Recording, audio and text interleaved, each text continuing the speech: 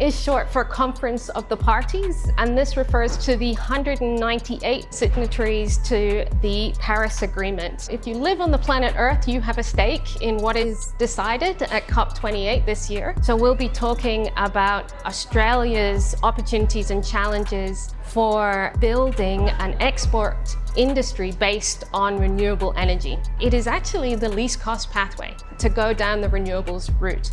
Renewables are by far the least expensive form of energy now in Australia and in a great many parts of the world. And that has been driving a whole lot of decarbonisation.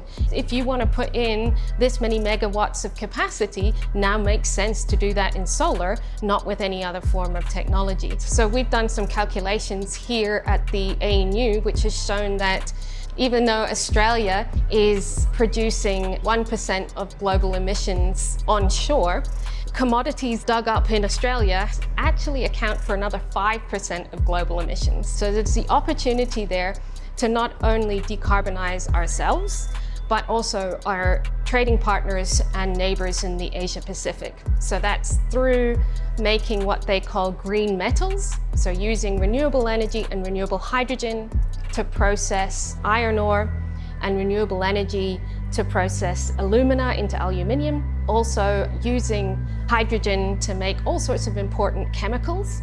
Countries who want to buy our commodities want to make sure that they're clean, because they need to also account for the emissions that were associated in the commodities that they're using. Technology researchers and engineers in particular are very valuable in educating policymakers about the technical challenges and also helping them to understand how policy interventions are going to change things. You need to be funding research and development, you need to be funding deployment and pilot plants. It's our role not only to do the technology research, but also to spread the message that this is going to be possible and it could actually get us to a better industrial outcome than the system that we currently have.